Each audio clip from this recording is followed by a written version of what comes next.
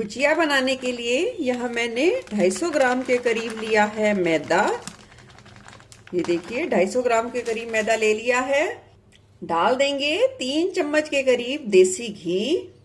डालेंगे 1 चुटकी के करीब नमक, देख सकते हैं बिल्कुल 1 चुटकी के करीब नमक है। अब सभी चीजों को अच्छे तरीके से मिला लेंगे और चेक करेंगे कि हमने जो घी की मोयन डाली है वो बिल्कुल परफेक्ट है या नहीं। हम सारे घी को इस मैदे में अच्छे तरीके से मिला लेंगे और मिलाने के बाद थोड़ा सा पोर्शन इस तरीके से मुट्ठी में लेंगे। अगर देखिए इस तरीके की मुट्ठी बंध गई है तो इसका मतलब परफेक्ट है। अगर ज्यादा खुल जाती है, इस तरीके से थोड़ी सी भुरभुरी हो जाती है, तो आप इसमें 1 चम्मच के करीब घी और डालिए। घी की मोहन अच्छे तरीके से लगाने के बाद हम बिल्कुल इस तरीके से थोड़ा थोड़ा सा अंजलि में पानी लेंगे और इस तरीके से इस आटे को इकट्ठा करेंगे। याद रखें पानी को एकदम से नहीं डालना है, थोड़ा थोड़ा करके मिलाते जाना है। अब आटे को इकट्ठा करने के बाद मुट्ठी के प्रेशर से आटे को अच्छे तरीके से 3 से 4 मिनट के लिए गूंथ लेंगे। आटा यहाँ ना ज्यादा सॉफ्ट होना चाहिए और ना ही ज्यादा हार्ड। बहुत ही अच्छे तरीके से लग के तैयार है। गुजिया के लिए उसी आटे को परफेक्ट माना जाता है जो गूंथ के तैयार किया जाए तो ना हाथों पे चिपका हो, ना जिस बर्तन में हमने गूंथा है उस पे चिपका हो, तो इसका मतलब बिल्कुल परफेक्ट है। अब हम इसे 10 से 15 मिनट के लिए रख देंगे और इतने में दूसरी तैयारी देख लेते हैं। चलिए अब हमने ले ली है एक गरम कढ़ाई। इसमें डाल देंगे बिल्कुल हल्का सा आधी चम्मच के करीब घी। हल्का गर्म करते ही डाल देंगे कटे हुए ड्राई फ्रूट्स, थोड़ा सा भुनेंगे।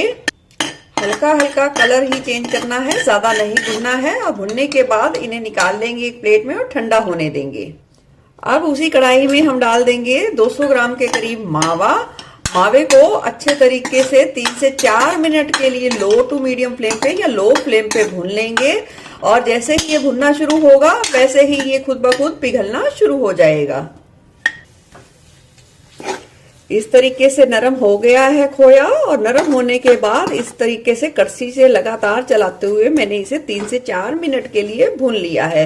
इससे गुजिया में बहुत ही अच्छा तरीके से टेस्ट आएगा। डाल देंगे अच्छे फ्लेवर के लिए थोड़ा सा केसर और डाल देंगे थोड़े से हरी इलायची के दाने। इसे भी अच्छे तरीके से मिला देंगे और 1 मिनट के लिए चला लेंगे। और 1 मिनट चलाने के बाद इसे हम एक प्लेट में निकाल देंगे और अच्छे तरीके से ठंडा होने देंगे और फिर इसमें मिलाएंगे मीठा। मावे को एक तरफ हमने भून के ठंडा होने के लिए छोड़ दिया है और फिर से कढ़ाई ले ली है। डाल दी है हमने 1 चम्मच के करीब देसी खांड। हम पूरी ये चाशनी वाली जो गुजिया बनाने जा रहे हैं उसमें बिल्कुल भी चीनी का उपयोग नहीं करेंगे। हम देसी खांड से हेल्दी तरीके से बना के तैयार करेंगे। 1 कटोरी के करीब लिया है और 1 कटोरी से थोड़ा सा कम हम इसमें ले लेंगे पानी। अच्छे फ्लेवर के लिए डाल देंगे 3 से 4 हरी इलायची जिन्हें खोलकर डालेंगे। डाल देंगे थोड़ा सा केसर और चाशनी में एक उबाल आने देंगे। चाशनी में अच्छे तरीके से उबाल आने के बाद हम इसे 2 से 3 मिनट या इतनी पकाएंगे कि चिपचिपी कंसिस्टेंसी तक आ जाए। जिस तरीके से शहद की कंसिस्टेंसी या गुलाब जामुन की चाशनी की कंसिस्टेंसी होती है उसी तरीके से हमें इसे पका के तैयार करना है। कोई 1 तार या 2 तार बनाने की बिल्कुल भी आवश्यकता नहीं है। 2 से 3 मिनट पकाने के बाद इस तरीके से हम लेंगे और इस तरीके से उंगली में देखेंगे तो कितनी अच्छी चमक आ गई है। ये देख सकते हैं शाइन की लेयर बन जाएगी। इसका मतलब चाशनी बिल्कुल बनके तैयार है।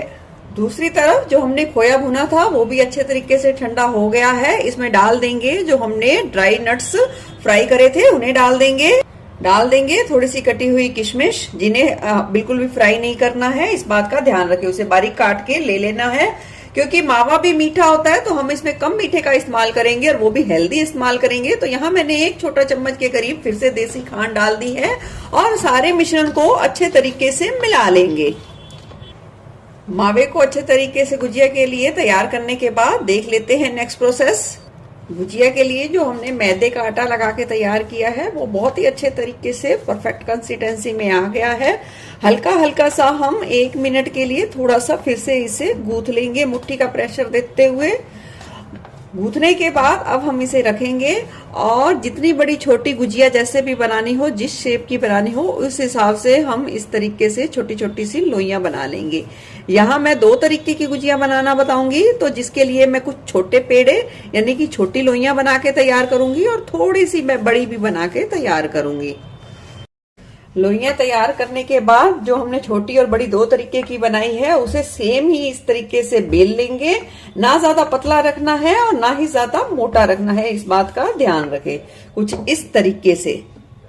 चलिए 2 छोटे वाली सेम आकार की हमने ले ली है ये पूड़ियां, ये देखिए। और इसके इस तरीके से हम पानी की पतली पतली सी लेयर बना देंगे। रखेंगे स्टफिंग को ना ज्यादा रखे कम और ना ज्यादा रखे ज्यादा, और इस तरीके से दूसरी पूड़ी को चिपका देंगे। इस तरीके से आप चाहे तो दूसरी पूड़ी पे भी हल्का हल्का सा पानी का लेयर बना सकते हैं। इस तरीके से अब कोनों को खींचते जाएंगे और मिलाते जाएंगे दोनों को। जरूरत पड़े तो हल्का सा ये किनारों पे हल्का हल्का सा पानी, बिल्कुल नाम मात्र सा आप लगा सकते हैं। याद रखें इस तरीके से खींचते जाना है और मिलाते जाना है। और आप देखिए इस तरीके से गूंथना है, हल्का सा लगा सकते हैं।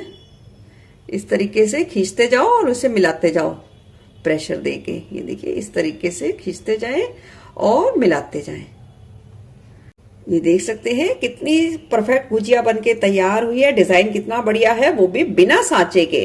इसी तरीके से दूसरी बना के तैयार करेंगे। ये थोड़ा बड़े साइज की पूड़ी ली है। इस तरीके से किनारों पे हमने थोड़ा सा पानी लगा दिया है और बीच सेंटर में ही हम इस तरीके से ये मावा की फिलिंग रख देंगे और इसे इस तरीके से फोल्ड कर देंगे और उसी सेम तरीके से इस किनारों को हल्का हल्का सा खींचते जाएंगे। ये देखिए कुछ इस तरीके से खींचते जाएंगे और फिर इसी तरीके से खींचेंगे और फोल्ड करेंगे। ये दूसरे तरीके की गुजिया बनके तैयार है। आपको बिना सांचे के ये बना सकते हैं और जो भी आपको पसंद हो उसे आसानी से बना सकते हैं।